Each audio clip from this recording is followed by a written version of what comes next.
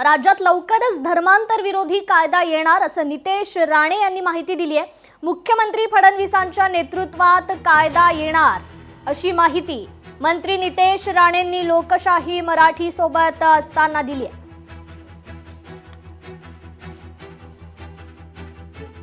येणाऱ्या काळात उत्तर प्रदेश, गुजरात, कर्नाटक सारखाच आपल्या राज्यामध्ये अतिशय सक्षम आणि मजबूत आदरणीय देवेंद्र फडणवीसजींच्या नेतृत्वात मार्गदर्शनात आपल्याकडे धर्मांतर विरोधी कायदा, लव जिहाद विरोधी कायदा आपण लवकरात लवकर राज्यामध्ये आणतोय।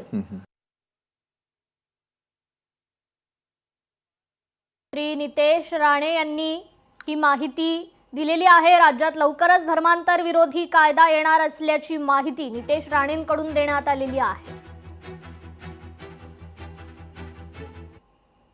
तर एमआयएम जिहादी असल्याचा मंत्री नितेश राणेंनी हल्लाबोल केलाय। एमआयएम आणि पीएफआय आयएसआय मध्ये फरक नाही। एमआयएमची तुलना पीएफआय आणि आयएसआय बरोबर मंत्री नितेश राणेंनी हे वक्तव्य केलेलं आहे।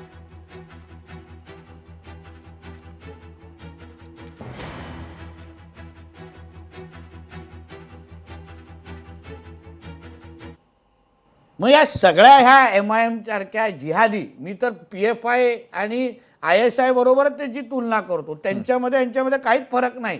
पीएफआय वाले फक्त मतदान मागत नाही, एमआयएम वाले तुमचं मतदान मागतात। तर हिरव्याचं भगवं होत असेल तर काय हरकत आहे असा सवाल राणेंनी उपस्थित केलाय। हिंदुत्वावर आमची कधीही तडजोड नाही। भाजप हिंदूंच्या रक्षणासाठी काम करतो। काँग्रेस आणि पाकिस्तानची मातृभाषा सारखीच आहे असा हल्लाबोल नितेश राणेंनी केला।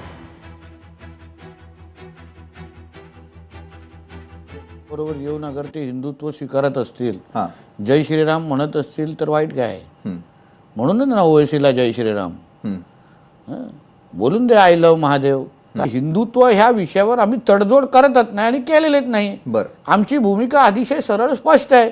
बाकी आमचे विरोधक निश्चित पद्धतीने गोंधळलेले आहेत। मित्रपक्षांचं काय? मित्रपक्ष पण आमच्या बरोबर आहेत ना। जसं मी बोललो, आमची लाईन हिंदुत्वावर अतिशय स्पष्ट क्लिअर आहे। एकमेव भारतीय जनता पक्ष असा पक्ष आहे जो हिंदुत्व, राष्ट्रत्व ह्याच्यावर काही तडजोड करत नाही। लोकशाही मराठी ऐका, पहा, जागरूक रहा।